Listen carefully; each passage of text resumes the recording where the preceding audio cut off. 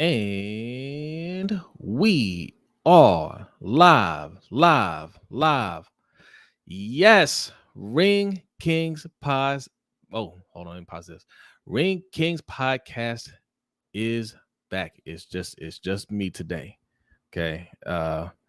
Last time you saw us, Mikey said we'll be back for Tuesday morning. We will give you a stream for the Naoya Monster Inoue fight. But Mikey's sleeping. Mikey's sleeping. B's sleeping. Okay. I was asleep too, but I woke up. All right. I set my alarm. I looked for this fight because we promised you a fight. So here you go. Okay. We promised you a post fight stream. So here you are. All right. Mikey might join us later on if he wakes up. Look, the fight went as predicted, and we all predicted in a way for a knockout at some point. No shade to Marlon Tapales. Marlon Tapales is an excellent fighter. I mean, he ain't going nowhere. And he fought well in this fight. Okay. Got stopped in the 10th round. I actually thought he was going to make it to the end. He got put down in the 4th round. And in the 4th round is when I thought, okay, this is where it's going to go left for him. But he came out in the next round, and man, credit to him, man. He stood in the box for a minute with Inoue. And the 5th round and 6th round, I would say, went much better for him. He delivered some hard shots. I don't think he won the rounds, but I think it went better for him. I mean, kind of let Inoue know that, hey, this guy's gonna be a tough out. And yeah, he actually hit Inoue a couple of times with a shot. I think it was a looping left hook that he caught Inoue with. I want to say like the 5th round that made Inoue pause for a second. But man, listen, Inoue, he could take any shot. That man is tough. He took some shots in there, but once Tapales realized that he couldn't really exchange blows or kind of return the shots, he changed up his style, and that's something that you don't see that often from fighters. And credit to Tapales for the kind of work he put in and the ability to adjust. He switched to southpaw. He started doing a little shoulder roll, doing the Philly shell type of thing, and he had some success with that because for about 2 rounds, Inoue couldn't really, do anything with it. It kind of gave Inoue some problems there, right? But Inoue, being a great fighter that he is, he adjusted and broke through his defense, and it only takes one punch, one well-timed punch, and that's what happened. It broke through his guard and just hit him right in the chin. And maybe it was that punch, maybe it was accumulation of punches, but he just couldn't go on. He went down, took a knee, and he just couldn't get up. So congrats to Inoue, 10th round knockout, making him the undisputed super bantamweight champion. He is they said on the broadcast he's the second ever to be undisputed in 2 weight classes at the same time. So he's undisputed at bantamweight, and he's undisputed at super bantamweight. What does undisputed mean? Undisputed means you hold all of the main belts. There's 4 now, right? So this is something I'm gonna have to research to see if this is an accurate statement, because there weren't as many belts throughout the history. Like belts, they come and go, right? They have different organizations and whatnot. So I don't know if that's the case. But you have WBA, WBO, WBC, and IBF. Hey, what's going on, B? Hey, what's going on? I thought you were still sleeping. I just explained. I was explaining the 4 main belts: WBO, WBA, WBC, IBF. So they're saying in a way, he holds all 4 belts at bantamweight and super bantamweight. They're saying he's the second ever to be undisputed at 2 weight classes. The first one, who was it? Was it Bud Crawford? I want to say. I don't think it was Crawford. I have to look it up. Now, when they say this, they don't include the women because Clarissa Shields had done it as well, right? Because the first time I heard, I want to say it was Bud that just did it. Because the first time when they said it, they weren't including Clarissa Shields, and she needs to get her credit for that. Um, but yeah, I'm not sure how much of the fight you saw. Tapales really he held his own. He held his own, and I Yeah, like how he adjusted. for a bit. Mm. He got put down in the fourth, and then obviously stopped in the 10th. But he fought well. I thought he did better than most were expecting. Certainly better than I was expecting. But Yeah, I mean, he's the monster for a reason. Like the shot at the end of the fight didn't even look particularly hard, right? right. He landed. Well, I was gonna say he landed too straight. He didn't even land two straight rights. The first right hit Tapales on his wrist and glove Mm-hmm. and knocked him back several steps. And then he came in and the second right was partially blocked, but he landed that one and knocked him into the ropes, and Tapales just went down. Yeah. Like he's got that kind of scary power, particularly that weight class. But yeah, Tapales fought pretty well. It was I was certainly not expecting it to go 10 rounds myself.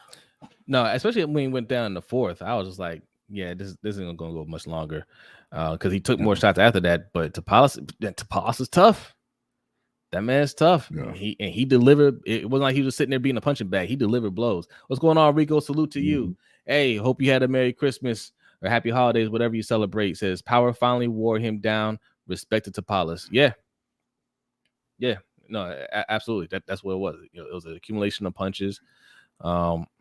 I think had he had a different strategy to start out, he could have gone the full 12 rounds because he wanted to stay in the pocket with those first 4 rounds. He did. Man, like he took some shots and he's just like, look, I'm this type of fight we're gonna have, and he couldn't take it after that. And then he switched to southpaw. He started doing a shoulder roll, much better than Ryan Garcia did the shoulder roll, by the way. And in a way, for a little bit, it was just like, man, I don't know what to do with this, right? But Inoue figured it out. Inoue, the one knock against Inoue, and it's a tiny knock because he can get away with it right now, right? He's at his physical peak, and there's really nobody that can expose it. But he does a lot of like leaping punches, like he lunges into the punches a lot of times, right? If he's out of reach, he'll do that to get to you, and he can do that because he's super fast, right? That's something later on, he's gonna have to watch out for. He'll have to change his style, but he's a smart fighter. I think he knows what he can and can't get away with. So I don't really see it as an issue per se. Yeah. So I just looked up. It was Bud Crawford. Crawford won all 4 titles at light welterweight in August 2017, and then in welterweight, obviously in July when he beat Errol Spence. Yeah. So he and Naoya and Clarissa Shields are the only ones to have done it. Yeah. Great accomplishment. Great accomplishment. Now listen, B. Our last Inoue stream is still going through the YouTube rotation. All right. It's over 10,000 views now. We get comments on it every other day. All right. They did not like how we failed to appropriately bow our heads to Inoue last time. All right. It wasn't sufficient enough.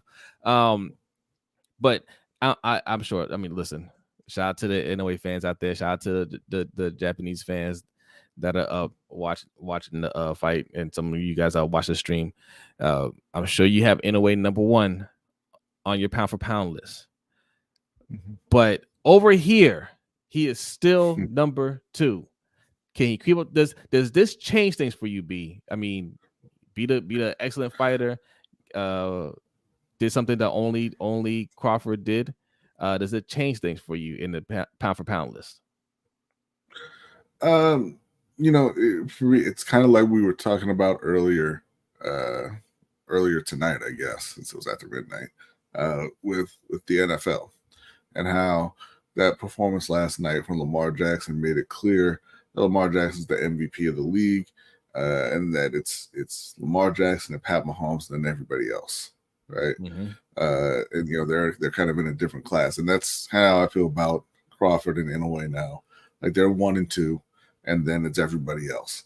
Getting that second becoming undisputed in the second weight class, it's something that would catapult you up the rankings. Except the person that won is the only other male fighter to have done it, right? So Yeah. it can't put you past Bud, just winning this fight. And I still think that between the two of them, Bud has the best win, and the performance he put on against Errol Spence. Whether there was something wrong with Spence in that fight or not, Don't matter. was a legendary performance. No, That's not the kind of performance you're likely to ever see again. So like Inoue is rock solid at that number 2 spot, but Bud is still number 1. no, I Now, got if he it. I moves agree. up to 125 and gets a third division, then we have a different conversation. Well, that's what they were hinting at, and I was kind of looking it up because look, unfortunately for Inoue, there are two things working against them. 126.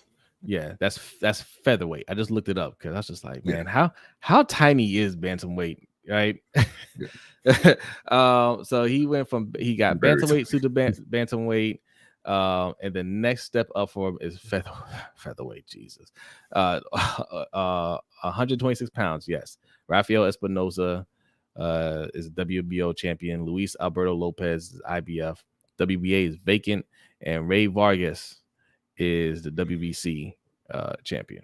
Right, some good fighters there. But he could beat all those guys. He could beat all those guys. But listen, the thing that unfortunately is the thing in boxing, these smaller weight classes get overlooked a lot, right? People don't like watching tiny people fight. Okay, so that's he can't do anything about that. He is who he is, But the other thing is too, because those fighters get overlooked, we don't look at his opponents.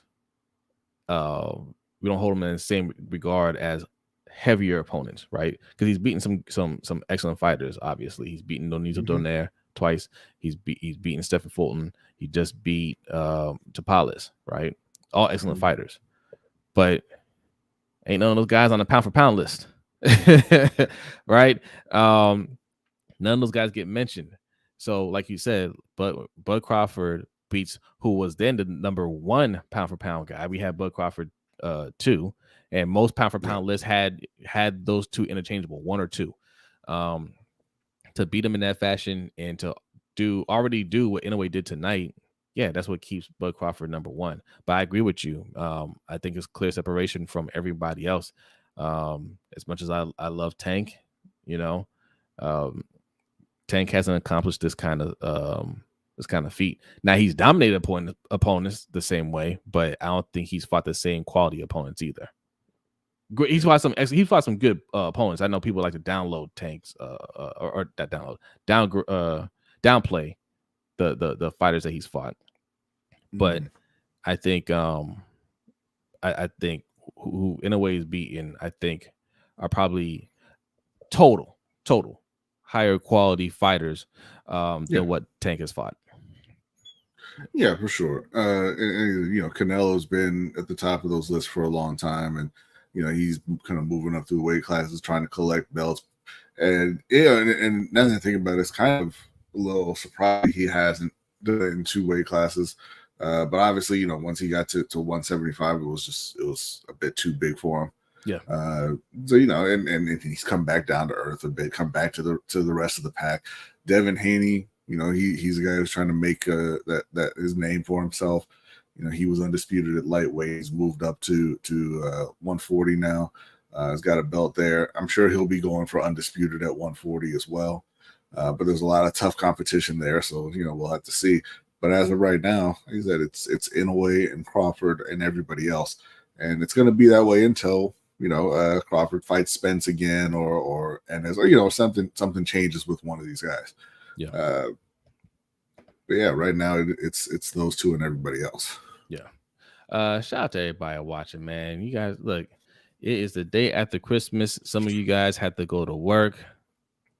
Sorry about that. But hey, thanks for tuning in and watching us, and everybody that's gonna watch on the replay. Hope you had an excellent Christmas. Me and Brodney did. All right. And shout out to our guy Eric L showing us love over on Facebook. Appreciate you. What's We up, got Eric? people watching.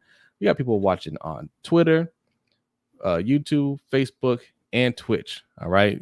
Shout out to everybody that's watching us. If you're new here, hit the subscribe button. We're still still shaking off the dust a little bit. B still adjusting to American time. He was actually over in Japan, okay, where the fight happened this morning / tonight. All right. He's still adjusting. All right. But we gave you a stream the other day after the Day of Reckoning card, which was an excellent card, I thought, all in all. And Mikey promised you a stream this morning, which is why we're here, and Mikey's not. But we are here. Mikey sounded so confident. Make promises, he sounded so confident the other day. He's just like, yeah, let's do it. Let's do a stream. I was like, oh, okay. You can't just make promises live. Right? See, the last time we did this stream, we had to I had to go to work, so I was, we're already up, so you're like, all right, we'll do a stream and then go to work. We don't have to go to work today. I had to go to work. That's why I was asleep. Yeah, he has to go to work. But look, the Inoue fans, this is where we got ourselves in trouble with them, because we said, hey, if Inoue wants to be that crossover star, he's got to stop doing these Tuesday morning fights. All right. And stop saying, oh, it's not Tuesday morning, he's fighting at night. Yeah, he's fighting that's the other problem. Stop fighting in Japan exclusively. Okay. Almost exclusively. Yes, I know he's fought in Vegas a couple times, right? These performances need to be over here in the US on Saturday night. Okay, so it can be on display for everybody to see. Look, a lot of people in Japan watch the fight. I'm sure he's a national hero. Nobody over here saw the fight except these two right here. Nobody over here saw the fight except for these two right here. Okay, is the card started at 3 a.m. Okay. So needless to say, I didn't watch any other fight. All right. Yeah. I didn't tune into this fight until like the third round. Okay. Yes, and you, Rico. And Rico. All right. Now the other 9,000 people that watch this stream later on, or the weeks and months to come, and say, I watched the fight. I was up watching the fight. Yeah, you're over in Tokyo. Okay. You probably have tomorrow off. Over here, it's the day after Christmas, and half of us have to work. Okay, nobody over here watched it. All right, so thank us and thank Rico. The man that promised you this stream didn't even watch it. All right.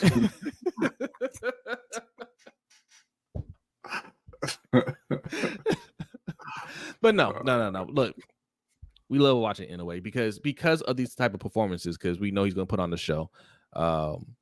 We know he's going to put his opponent down, which is why, look, I'm willing to wake up. I'm willing to wake up at 5 a.m. That's another thing too. Where we looked, it said 5 a.m., but it wasn't 5. It was 6 o'clock. Yeah, well, but that's another part of the problem, right? It's not, nobody outside of Japan got any accurate information on when these fights going to happen. And you talked about the Day of Reckoning, which was a great card, and I hope there are more cards like that in boxing. But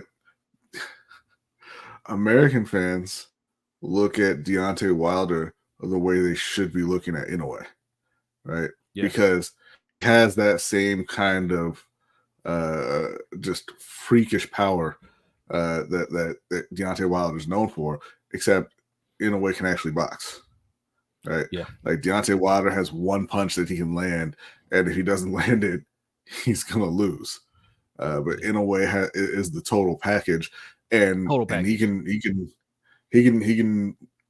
hit you with that power out of nowhere, as Tapales found out. That again, it didn't even look like that hard of a punch, and it was partially blocked. And Tapales he went down and was like, "No, I'm done." You Yep. know, uh, that's kind of how fans here have mythologized Deontay Wilder, despite his extreme lack of ability, right? But if Inoue was a little more well known here, that's how more boxing fans in the U.S. would be talking about. Yeah, and I get it with Deontay Wilder. I'm a Deontay Wilder fan, right? Like he puts on a show, right? Used to. Um, used to, used to. I mean, we'll see. I mean, maybe we'll see. He says he's not done. We'll see if he can, you know, put together one more super punch, right? So to speak. But this is what we like about Deontay Wilder. Like he had a high knockout rate, and Yeah. he's actively chasing the other fighters. Like he didn't wait for fighters to come to him. He was looking for the next big opponent to take down, and most of the time he took him down, right? So we overlooked the fact. I mean, think about how powerful you have to be to not have real boxing skills, but win like 40 straight fights, defend your belt. I don't know what 7-8 times he's done it. Like I understand the heavyweight division isn't great right now, but those are still boxers. Those are still like the top boxers out there for that division. Like Yeah, I'll put it back a bit. You say it's not great. It's not good. It's bad. The division is very bad. right, but But there's yeah, some you boxers there. It's still not like nobody. there's still guys with some boxing ability that which Deontay Wilder again does not have. So it's it's a testament to what the kind of power he has just in that one shot Yeah. that he could have the career that he had. Yes. Again, we've talked about it before. Even the best fighters in the heavyweight division in this era would be journeymen at other points. They're just not that good. I agree with that. Yeah, but Right. but I'm just saying, like, this is why he has the fan base that he has, including Yeah. me. I'm a fan. I like watching his fights. I'll keep watching his fights until he stops. But no, he just that's the frustrating part is that he didn't try to put it all together. And there are fighters like Inoue, like you said, the total package, man. Like he will put on the show. And in fact, if you get up early enough and watch these fights, it's a whole production. Yeah. And he has the same mindset that you're talking about with Deontay Wilder. This was his 21st straight title fight. And he said, they quoted him saying that he doesn't have the mental strength to take tune-ups. Like he needs the maximum what are they called? The challenge. I can't even think of the word now. Something like the challenge. But he needs that push, to get him ready for the fights. And that's kind of what you're talking about with Wilder. But again, when you look at Inoue, you have that mentality paired with the skill, and it's really, really something special. And boxing, a lot of boxing fans in the U.S. are missing out on it. Yes, yeah. That's Inoue's fault and Bob Arum's fault. Americans are not going to adjust their sleep times to accommodate this guy. Okay, I wouldn't say it's Inoue's fault because I mean, listen, like you said, it's not boxing Inoue. fans in general overlook smaller fighters. That's why Manny Pacquiao did the things that he did. Yeah, even if he was a heavyweight, those things are. Even if he was a heavyweight doing this, like nobody over here would be doing that. Listen, I say it's Inoue's fault. And maybe Inoue don't care. Inoue looks like he's doing just fine. He's enjoying, his level of success, which is a lot. Maybe he doesn't want to be a big name over here. That's fine. Yeah, that's fine. I'm sure he doesn't care. All the fighters are going to Japan to fight him. I wonder, like, how they pay him because he doesn't do any pay-per-views. Well, I guess maybe over there. I mean, I don't know. I don't know. I mean, I'm sure he's making very good money. Yeah. I saw him walking around with them Gucci bags. Yeah, I mean, how does Bob Arum make money off of him? Like he hasn't had a pay-per-view fight, right? No, but I mean, like, I'm sure he's getting money from ESPN. I mean, it's on ESPN. Yeah. You know, I'm sure he's very, very popular in Japan. And I mean, look, I don't know how it's broadcast in other countries. I mean, True. but I know that he's making money off of the ESPN deal. Yeah. For all these fights. Man, good for him. All right, so B, I didn't tell you this. I didn't want to make this a long stream because I want to go over to the Lunch Break Hot Take channel and do a live stream about last night's game. I thought you guys would be sleeping. I was like, you know what? Give these guys, get the people a double feature. Look, not a whole lot more to discuss. Dominant performance from Inoue. What is coming up on the horizon for boxing, B? Let's see. Let me pull up the schedule here. This was really the last event of the year. I mean, it's December 26th, so obviously there wasn't going to be much time left for other events. I know there's stuff coming up in January. Let's see here. January 13th, Arthur Beterbiev and Callum Smith. Tyson Fury and Alexander Usyk, February 17th. Let's see. Virgil Ortiz is fighting January 6th. He's not fighting Stanionis. He's fighting Frederick Lawson. That fight was a long time coming, and it just they could never really get it together. Yeah. You said Usyk and Fury are fighting when? February 17th. Michaela Myers fighting Natasha Jonas on January 20th. That looks like about it for right now. Jaime Munguia against John Ryder, January 27th. Teofimo against Jermaine Ortiz, February 8th. And Keyshawn Davis against Jose Pedraza's on that card as well. I know Berlanga has a fight coming up as well sometime. Yeah, but not a whole lot in terms of major fights coming up. I mean, we had a lot of fights, recently closing out the year. So I'm sure, I mean, more stuff will get made, but that's the upcoming calendar right now. Yeah, that's what's been announced, but what's unannounced and it's going to happen is you're going to have Devin Haney fight. It's looking like Ryan Garcia, right? The way they're talking, that's close. That will happen in 2024. Tank Davis will be fighting in 2024. And then you're going to have Errol Spence and Bud Crawford rematch in 2024 as well. So there's some big fights coming up next year. Yeah, possibly. And then also, Deontay Wilder against Anthony Joshua may still happen. Yes. Wilder saying, he thinks that Anthony Joshua is going to use that loss as a way to get out of the fight with him. And I'm like, why would he do that?